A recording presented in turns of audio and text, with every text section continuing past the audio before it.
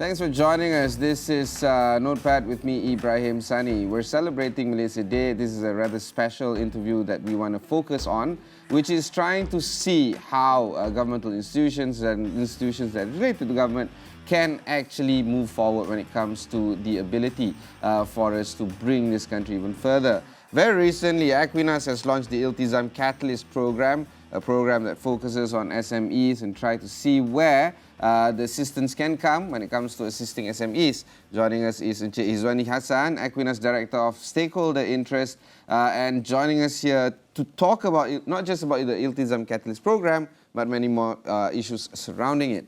Let's learn a little bit more about the ILTIZAM Catalyst program, Hizwani. Okay, but before I go to Catalyst, maybe I should talk about the whole program that we do for ILTIZAM.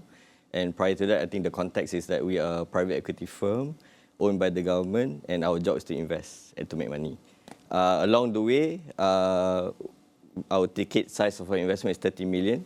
And in the first few years, we had a lot of booming entrepreneurs coming to us asking for investment assistance, but we find that we cannot invest in them because they're too small. So what we then started was, how we started the CSR program, by helping Bumiputra entrepreneurs through our ILTIZAM program. So since then, we have grown to do more and more programs. So Catalyst is a new program that we're launching this year to assist 30 entrepreneurs, Bumiputra entrepreneurs, to do capacity building. So this is different to a lot of other programs where it's a lot about giving grants. So this is not grant giving. This is using Ekuinas expertise to help grow Bumiputra business. So essentially, we know that in the last 12 years of doing helping entrepreneurs, we know there's 4 issues Bumiputra entrepreneurs face. Normally, it's financial management and governance. Second is about marketing. Third is about digitalisation. And fourth is about leadership. So what we do is, this is a simple program where these are the 4 areas. The entrepreneur applies and say which of these areas is you're having problem with, and this is where we assist you with that. So do they know where the problems are? Normally people don't know what they don't know? So normally they know, because we have a series of questionnaires. So that's the starting point. And then what we do is we do diagnostics. So far we've had, the application is open until 2nd October. Currently, we have about 20 who applied. We have about 100 plus who are still in the process of filling up the form. And based on what we see, we know that about half of them qualify for this. Is there a cap in terms of? Okay. Assistance, on average, we're estimating assistance between 25,000 to 30,000 per entrepreneur. We have budgeted about 850,000 for this. Okay, let's talk a little bit more about the developments that is currently happening when it comes to assisting entrepreneurs in this space, particularly Bumiputra entrepreneurs. Malaysia Day is all about trying to assist the kind of developments that we can see in terms of helping all Malaysians. Where's the focus in helping all Malaysians versus the assistance of Bumiputra entrepreneurs? Okay, so when we talk about helping all Malaysians, so we know that the driver of the economy is SMEs. So the last 2 years have seen a lot of businesses being hit by the pandemic. So one of the programs that we did in 2000, actually Catalyst we wanted to do it 2 years ago, but because of the pandemic we halted it, because no point us doing that program then. So we did ILTIZAM Hassan. So ILTIZAM Hassan was helping small businesses to be ready to take advantage of the economy when it opens. So our intention for doing that is that, number one, these entrepreneurs not just will generate income for themselves, they will create jobs. So the whole idea of us helping smaller entrepreneurs, they can create jobs. So just an example, we assisted Raw Denim House, which is in Besut, Terengganu. They make bespoke jeans, so all the way in Terengganu. So during the pandemic, they couldn't operate. So during that time, we assisted them in terms of helping pay salaries for their staff. Because the idea is this: if during the pandemic, they are artisanal jean makers, if they quit and find other jobs, then when the economy opens up, they cannot operate again. So we, for that particular example, we wanted them to be able to be together, and once the economy opens, they will be back in business. So the whole idea about this is SMEs will make the economy grow and create jobs. Okay, being in the PE space, it's important for you to look at the whole broad spectrum of investment. And normally PE space involves investment in bigger ticket volumes. Where does this tie up with the Ekuinas directional space in terms of investing in bigger ticket volumes versus assisting SMEs at 30,000 ringgit per employee, per entrepreneur? Okay, that's a very good question. So in the past, Ekuinas, if we go back 10, 12 years ago, Ekuinas only invests in companies ticket size 30 million and above. So there was a gap in terms of us assisting other Bumiputra entrepreneurs in the ecosystem. So then we started to do ILTIZAM Advance, assisting 3 to 5 companies a year at revenue maybe 300,000 above. So then we've introduced ILTIZAM Ihsan to help micro. So this year with the introduction of Catalyst, we have now covered 350 million to 1 million. And the idea is that from small to big, in Ekuinas, you have the whole ecosystem. So it's about wherever you are in the Bumiputra entrepreneur space, you come to us, we will have something for you. Okay, big or small, that should be the way. Finally, before we go into the break, I want to ask you a little bit more about the outreach in terms of trying to get people a little bit more aware towards the ILTIZAM program. How are you reaching out to the market to ensure that the entrepreneurs who deeply need this actually know about this? Okay, for ILTIZAM, we use our network, obviously. Then we have social media. We find that social media gets a lot of traction rather than the normal. So you will not find us advertising in the newspapers, in the media. We will use social media. At the same time, we will go to all the associations and NGOs who have connections with the entrepreneurs, and we will talk directly to them. And that is okay for you? Yep. Okay. We'll go for one short break. When we come back, we'll discuss a little bit more with Ekuinas. We'll be right back after these messages.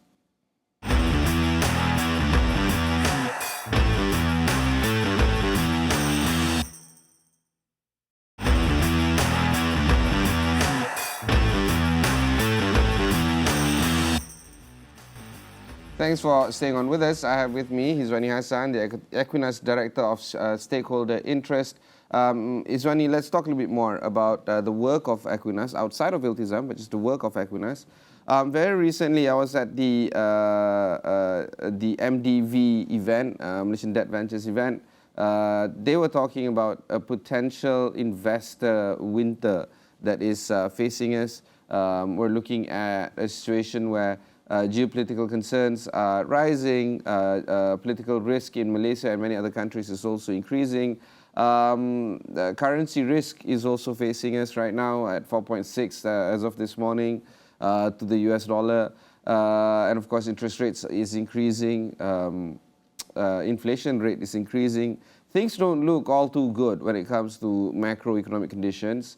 And whether or not investors are reacting to this is also another concern. Do you feel like an institution like Ekuinas is going to hold back on your cash in terms of investments?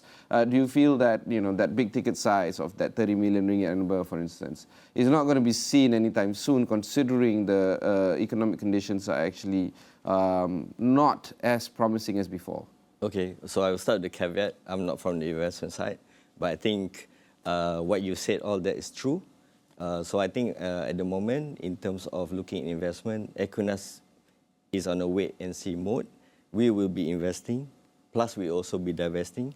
And the key point to note is that it's all about valuation. So what you will see is that companies who have done well during the pandemic now are not doing well because they rely on the pandemic. But on the converse, companies who did not do well during the pandemic are now doing well. So it's about looking to see where the best opportunities will be. And I think currently the issue is all about valuation, whether the valuation that is available is realistic.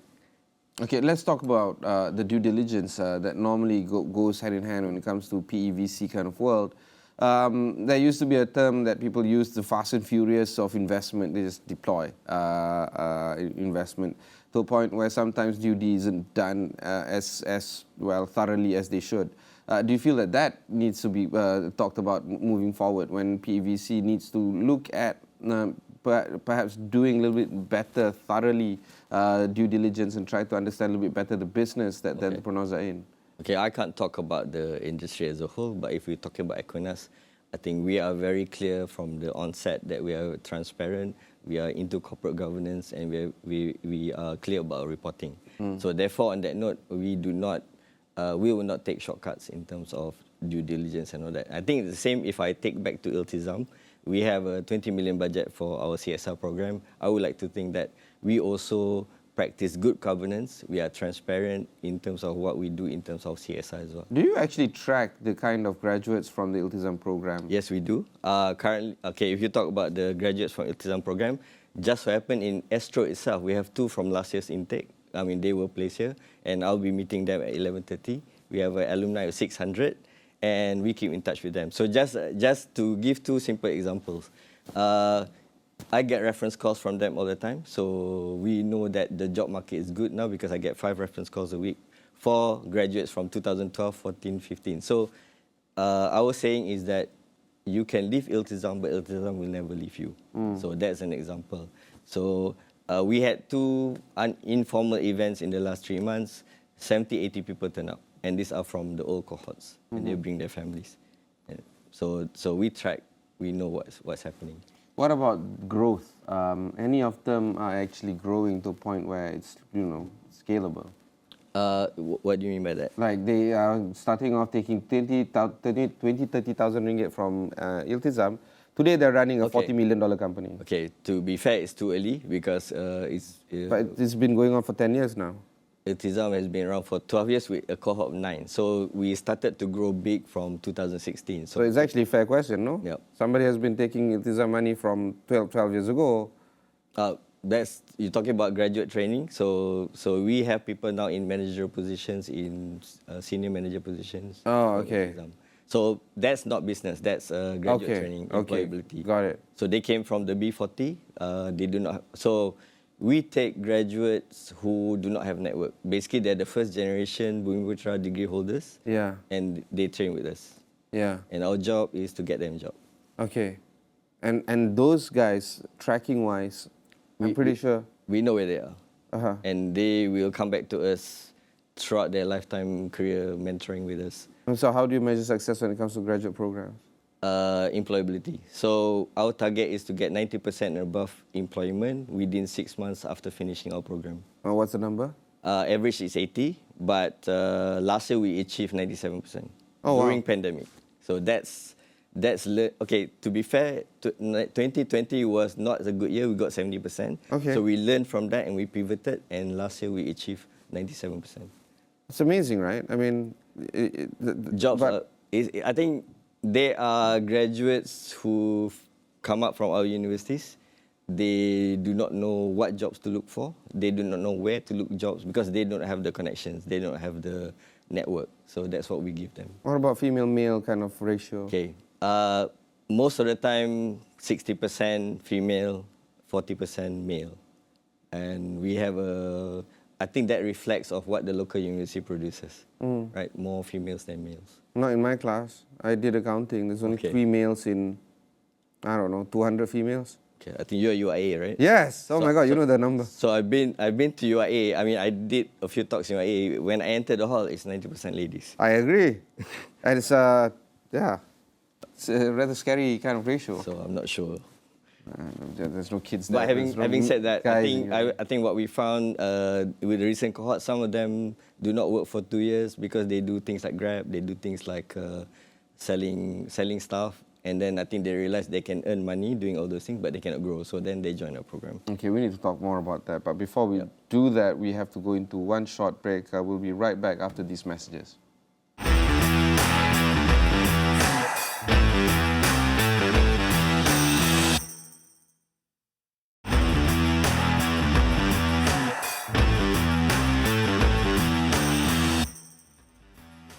Thanks for staying on with us. I have with me Hizwani Hassan of Ekuinas. Let's talk a little bit more about both talent development as well as entrepreneurship building, the items that you are trying to get across in Ekuinas. One thing that we need to also talk about is the kind of outlook and trajectory that is going to face entrepreneurs in Malaysia. The guest on my show before you literally just said that Malaysia is a country of SMEs. And he's using that based on the 90% or 95% on the 97% ratio of businesses in Malaysia being SMEs. Yep. And he was talking about the dearth of digitization. These companies are not necessarily able to equip themselves when it comes to digital knowledge, coding, many others, digital marketing, many more. Do you feel that that is an area that needs to be focused on moving forward, particularly when we take our SMEs to the next level? I'm not saying that we need to create unicorns or startups in the future, but perhaps SMEs that are able to compete at the very highest level in their respective industries. Okay, right. So this is where ILTIZAM Catalyst came in. So the idea of ILTIZAM Catalyst came about when we talked to entrepreneurs. I mean, we tested this with entrepreneurs, and that's why one of the items is digitalization. What we find is that, okay, you may not want to be a unicorn, but you still want to be the best in your area, so you need to digitalize and automate. And what we find is that either they do not have the funds to do it, or if they have the funds to do it, they do not know how to go about it, right? They do not know which solution to look for. So therefore, that's why we embed it as one of the things that we do in the Catalyst program. So the answer to you is yes, you need to get into automationization. Otherwise, you will not survive. Do you inculcate these kind of programs into the syllabus that you're running? So for the graduate training program, we actually have coding. We actually have design thinking, and it's just to give them a taster of what is available and what is out there. But not so much of a focus in... No, because our focus when they join our graduate training program is they need to work. So they get paid a salary of 2005, it's real work. So the training time is limited. So we have about 50 training days a year. So we need to really focus. I think the biggest challenge that they face is communication, soft skills, and English. So therefore, if we want to put coding has to be put aside first, because for them to get permanent jobs, they need to have those three essential skills of communication, English, and soft skills. Why is the CSR element of Ekuinas focusing more on this? Shouldn't you guys be looking at other areas of assistance? Okay, we have three different pillars. So we have community, which we spend about 1 million a year. We have education, which used to be the biggest, about 7 million, and we have entrepreneurship, which is now 8 million. Why we focus on education? Because we believe that a lot of Ekuinas staff, including me, we are privileged to have studied in the best places, to have worked in the best companies such as EY, McKinsey, Bain. So therefore, we know there's a group of Bumiputras from, I don't know, Kampung Serena Cetok ke, from Arau ke, who do not have this privileges. So therefore, that's why we take into our program to give them the same.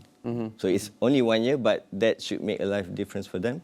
And if they can change their life, that one person, they can change their family, become role models for their family, and become role models for the kampung. So that will uplift the community better. So that's also our investment. What would be some of the things that are in store right now for Ekuinas moving forward? Do you want to share, or can you are able to share some of the ideas? Okay. Plans, I mean. Okay, so what? This is for businesses. Yeah. We want. I think in the past we tend to do little initiatives. So what we want to do now, we want to do more. We believe that we have the program to do it, but we want the more people to take up the program. So that's the main thing that we want to do.